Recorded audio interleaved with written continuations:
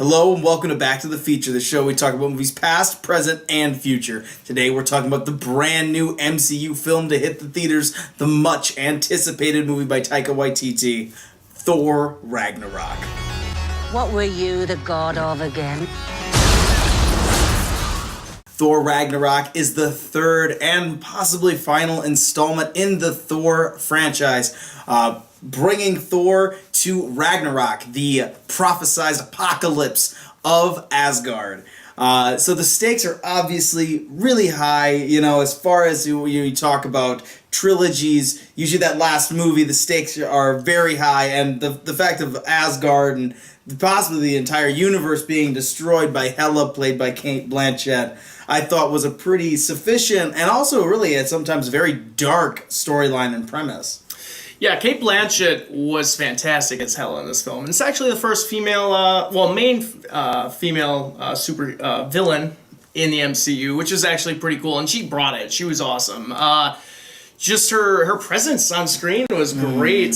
You say that. I think overall, though, this film has a more comedic tone. Probably one of the funniest films in the MCU. Yeah, I think it definitely stands toe to toe with Guardians of the Galaxy. Yeah, and it's packed with jokes. There's so many jokes in this movie, and I think that a lot of them really hit very, very well. They're very funny. And I think that in a lot of ways, it's kind of the raunchiest of the MCU movies in some ways. I felt like the humor was a lot more adult in some spots than I think I've seen in previous Marvel movies, which I thought was fun, honestly. It kind of took you by surprise. Some of the humor just felt out of left field. And I think that Taika Waititi put his stamp kind of on this movie with its humor. I mean, I think that you're going to hear the comparisons visually and comedically to Guardians of the Galaxy. For the most part, that really doesn't bother me because these movies are supposed to be existing in the same universe, and now, especially with where Thor is going, the same part of that universe. He's the first Avenger to kind of bridge the gap between what we see in Guardians and what we see on Earth and Asgard and now the other realms. So it's really, I think, introducing and expanding and showing, okay, this is a connected universe, especially into the cosmic. In all honesty, though, I didn't think it looked that much like Guardians. I think the trailer was a little more deceiving than what the actual film was. I mean, it's colorful, I guess. I mean, if that's what you think is Guardians of the Galaxy, makes it seem similar. But I think it just speaks to how Guardians is a really successful movie, and I think it's really hit home for a lot of audiences because I think it's a shorthand now. Whenever we see a call, and they did the same thing when Suicide Squad came out. You know what I mean? They saw the advertisings. And they're like, okay, they're trying to really definitely gear it more toward Guardians of the Galaxy. But it's been such a big success. I think a lot of studios are going to try to, to kind of match that aesthetic because that's what people want. I think what I loved about this movie, and I've said it a few times now, is this. I think this film just really, truly embraces just kind of the crazy, absurd, comic book stuff, and just, of course, in tone with Guardians of the Galaxy, Waititi definitely wants to pay that homage to, the 70s and the 80s, and he brings in that feel and that tone. Even cited Big Trouble in Little China as one of the bigger influences for this film, which is actually it's just really awesome. And the movie is such a fun adventure, this doesn't just take place on Asgard. This is through the cosmos. It's different planets, different locations, different aliens and crazy things happening everywhere. Personally, I love that about this film, and it's probably one that I walked out of the theater and from the MCU that I'm just really excited to see it again. Yeah, I really like, the thing that separates it from that aesthetic in Guardians is definitely the fantasy element, you know what I mean? There's the swords and Valkyries and these cool helmets. And mythology. And the mythology that's there. I think that's the thing that really gives it a little bit of that different tone is all the Asgard elements. There's just some stuff in here that it looks like the cover of a heavy metal album, Yeah. There's a few images that stick out as just being if that was on an Iron Maiden album, I wouldn't even question the Immigrant Song. It's that's Amon Amarth's new album's out and it's got Surtur doing something on it. I would totally buy it. I would just buy it. So I think that there's that kind of imagery, and then too the Planet Hulk stuff, the homage to Planet Hulk in this movie. Obviously, we know the Hulk shows up. Mark Ruffalo shows up. He is a gladiator for the Grandmaster who's played by Jeff Goldblum, who's fantastic. Very, very gold blue. Oh yes, yes. He doesn't do anything different or special.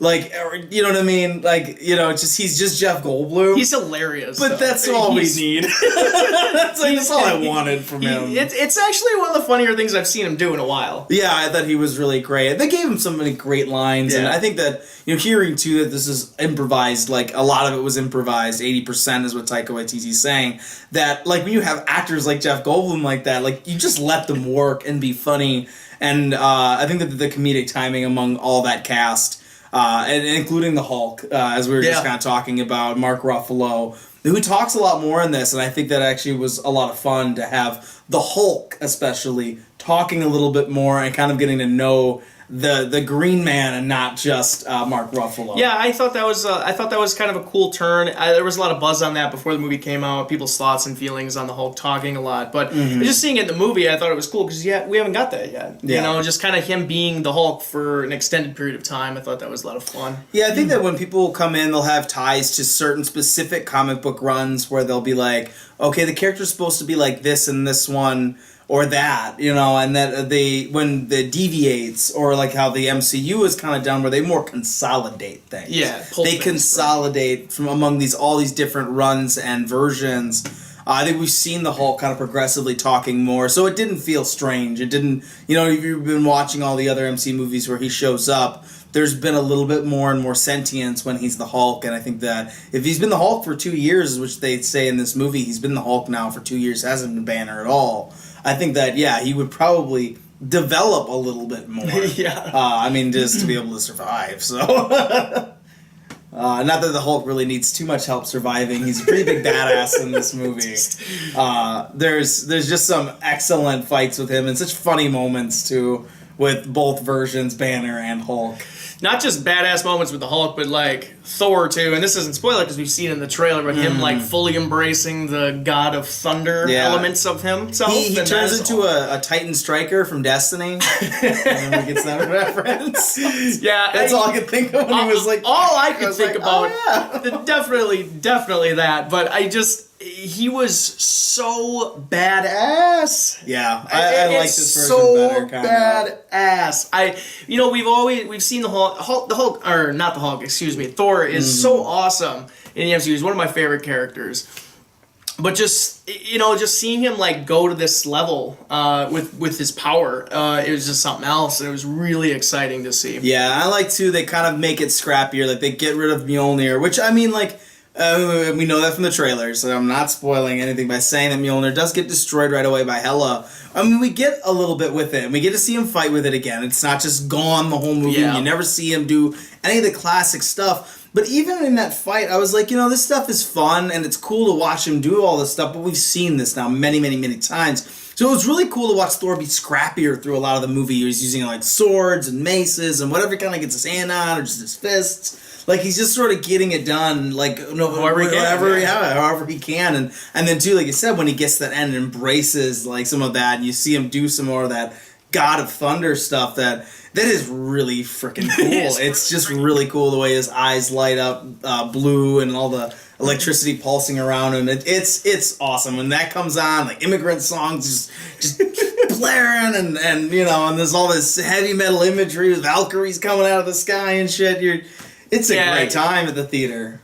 Absolutely. And I think that no matter how I feel about some of the things with this movie is just a bunch of fun. It's just fun no matter, I think, how you slice it. Pure entertainment. Yeah, one of the more entertaining MCU films. I think. Just straight to finish. I was just, just glued to the screen the whole time, Just a lot of fun. Yeah, it's a definite improvement over the second Thor movie, which I found to be boring and forgettable. The first movie I really like in a lot of ways. I know it's not perfect. It's got flaws and things that could have been improved, but definitely from a standpoint of like Thor as a character, Loki as a character, the scene with him and Odin, there's so many things in that movie and layers in that movie as far as the characters go, that I think it really does hold your attention. It makes it, I think, a pretty good origin story film and a unique MCU film, especially at the time when Thor hits. Like, okay, this is a gamble. You know, we're going to do all this Asgard stuff. Like, I mean, in a lot of ways, Thor's not that popular in comic books either. Yeah. I mean, he is, but he's not one of the top. He's not Batman or nothing. You know what I mean? Like, he's not selling comics like that, you know? They can change his character up quite a bit, and people won't like riot in the streets and stuff like that. They've done that with him and let him evolve. I was glad this movie kind of did that too. It let Thor evolve and do some different things. I think it just kind of ties in with like the greater MCU, the greater universe more so. Whereas the first film is very grounded, it's very its own thing, and if there's probably a lot of people out there that prefer that original film, even like Iron Man 2. Just those earlier origin films, whereas the movies are starting to ramp up. Like even, obviously, there's going to be people talking about Captain America's trilogy compared to Thor's trilogy or whatever. Or this being just the third film in the installment with the two. But like Civil War was... I mean, it's Captain America, sure. His character arc exists in there. Yeah, he's got a little cheat code but in there. but it's kind of Avengers 2.0, and I think this one, 2.5. Yeah, 2.5. But this isn't necessarily Avengers. It's kind of like Thor's kind of like his team type of thing. Yeah. But you can definitely feel like it's ramping up to a greater. I wish vision. they hadn't emphasized that actually in the marketing, that like it's a team, because I keep hearing a lot of people, they go like, oh, so it's Guardians of the Galaxy now, or it's this now, and it's like the team aspect is not like a big thing where it's like, oh, this is Thor's team that we're gonna have to see in a bunch of movies, and Revengers 2 is coming out, and then Vindicators 3 or something. Like this is a team he puts together during this movie, but it's of people that he's already worked with. It's not like he's like putting some new team that they're always going to be together. It's like he's got his brother and the Hulk and this drunk girl. drunk girl, Tessa Thompson. Yeah, let's talk about her for a little bit. Yeah, she was excellent in this film. I think she's been excellent in like everything I've seen her in. Talking about Creed from a couple years ago, and then Westworld this last year, she was on there. A lot of her was on there. It was great. And then and then seeing her also in this. She is honestly a nice little spark plug in addition to the team. I really liked in a lot of ways what they did with Valkyrie and her story, and just her personality in general. Yeah. Everybody's personality is very different, I think, in this movie, and I think that she's kind of one of the ones that really sticks out still. I thought that was a really fun element to bring into the film too. Just the Valkyrie and like the history, more of that Norse mythology and that history and stuff. It's just really cool. Yeah, the imagery really cool of that dream sequence of them on the horses and everything. And you see some of the imagery in the trailer there. Yeah. It is so excellent. It looks so great. There's just so many of those kind of images in this movie, like throughout it. It's just pretty stunning. In a lot of moments. And then that's definitely something I think with Taika Waititi moving forward. I was really impressed with what he was able to do with something like this because he hasn't done it before. Mm-hmm. You know, we've seen him do the humor, and we've seen him do something more sprawling with Hunt for the Wilder People, something with a little more seriousness in it with something like that. So to see him do something of this scale, and it looks so good, and work really well, I think, in general. Yeah. That too, and seeing Loki come back too, that's a fan favorite for a lot of people. Loki was so there. He looks like him. He does so much throughout this movie. Like I couldn't help it, like just doing the meme, you know. Oh hi Thor. Like I couldn't even help it while watching it. You're tearing me apart, Sif. But yeah, it was definitely he is always so good, and I think that him and Chris Hemsworth work together really, really well. We get some moments of, I mean, that's the thing of that made the first Thor movie was that dynamic between those two guys, and really the father to Odin. Of course. And I think that their chemistry, Tom and Chris Hemsworth, like Tom Hiddleston and Chris Hemsworth. I'm not on first name basis with any of these guys, but just the way that they act off of each other. Some of the stuff in New York. I don't want to give away too much that goes on. There's just some the comedic timing between those two. And then too, just so the emotional moments they're able to play off each other so well.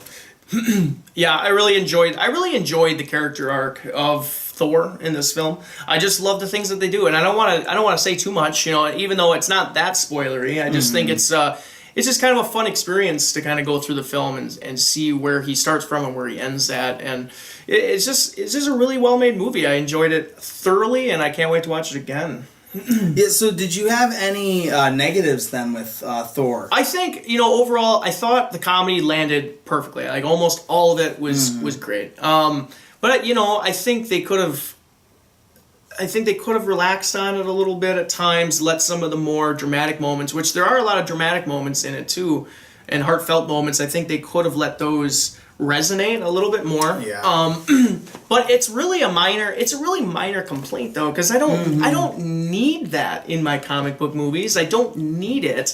So but that's a critique that I have for the film for sure. I feel like the movie just keeps clipping at such a fast pace that I wish that sometimes they could just let it breathe every now and then. Yeah, honestly, your negative is my negative. It's a junk food movie. You know what I mean? It is delicious the whole time you're eating it, but afterwards you're just sort of like, oh, that was a lot of sugar. You know what I mean? It just didn't quite satisfy me as far as a complete film. Like, it is really, really fun watching these actors play off of each other, especially if they were getting to improvise a lot of this stuff. This must have been so fun for them to make, and the fact that the movie was that fun for them to make and then also good is great. So I think that a lot of that, it really works. It really does work. But I felt like there was a step or two that was missing. The stakes were so high, but the levity of all the jokes and stuff really, I thought, dumbed down the fact that, okay, the apocalypse is fucking happening in this movie.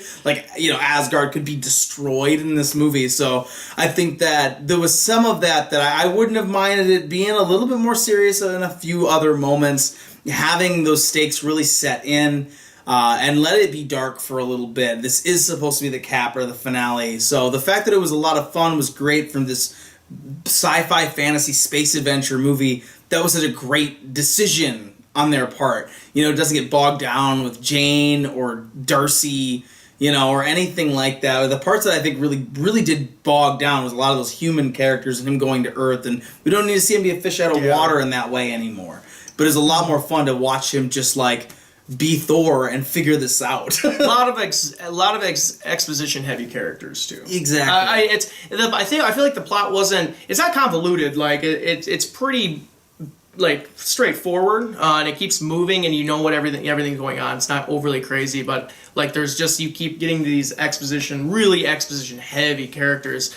Going through, which it didn't bother me, but it was definitely, I was thinking about it every time some of these characters would pop up, like, okay, here's a lot of what's going on right now, let's move to the next person. And it's like, it's okay, because it was pretty much necessary, but at the same time, I feel like there is different things they could have done to alleviate some of that. Yeah, in those ways, it definitely is a little clunkier than I think some other movies, how smooth they can be with introducing some of those things. So yeah, it definitely felt like it ebbed and flowed in some weird ways. And those were definitely, I think, a lot of the things that I saw as far as negatives.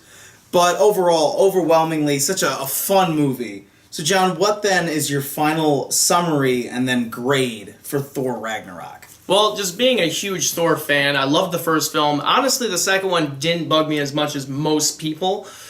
So going into this, obviously, being a fan of Waititi already, I was really excited for this movie. Hearing that it was going to be a comedy, okay, let's see what the movie brings, okay?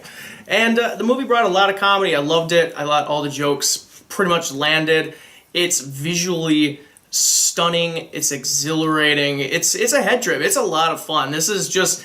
There's not that many movies that exist that take you on this type of space adventure, So just seeing all that was great. I think just the overall vision from Waititi, this is probably one of the more unique films in the MCU for sure, besides Guardians of the Galaxy.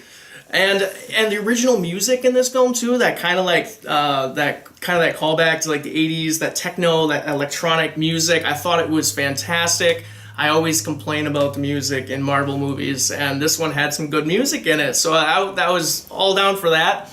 I loved, I really enjoyed this movie, thoroughly enjoyed this movie. Besides some of that exposition, and just some of those plot points being kind of like overcrowded with humor, that's really some minor complaints I had for this film. I give Thor Ragnarok an A-. Yeah, I think there's definitely going to be a lot of people going into this film and wanting to compare it to Guardians of the Galaxy right off the bat. And it's okay if you don't want to like this movie because you like Guardians of the Galaxy and you think this is ripping it off, sure. If they're in the same universe, you can have your thoughts. But I think that for the most part, this movie is really fun, stands on its own 2 feet, and has an amazing cast, having a great time, and all of them have such amazing comedic timing. To be working with someone like Taika Waititi, they are honestly some of the best people to be delivering this stuff, and including Taika Waititi himself as Korg in this movie is great. This movie is funny and fun, but as I said earlier in our review, it's a junk food ice cream movie. If you keep eating this, you're not really going to feel like you got any real sustenance, but damn, you'll be happy and have a smile on your face when you're done with it. Definitely could have had a little bit more tonal balance and maybe just felt the stakes of Ragnarok just a little bit more. Otherwise, though, I thought it was a very, very fun movie at the theaters and a really solid Marvel film overall. I'm going to give Thor Ragnarok a B+. So, guys, that's been our review today of Thor Ragnarok. I'm sure you're all already going out to the theaters. If you haven't already seen it yet, tell us in the comments, what is your favorite Thor movie? Tell me why as well. They definitely have some variety to them now. So you can find us on our Twitter at BacktoFeature, and you can find us on our Facebook at /BacktoFeature. I've been Giovanni Carlo. And I'm John Vandaloo. And we'll see you guys next time. I'm not a queen or a monster. I'm the goddess of death.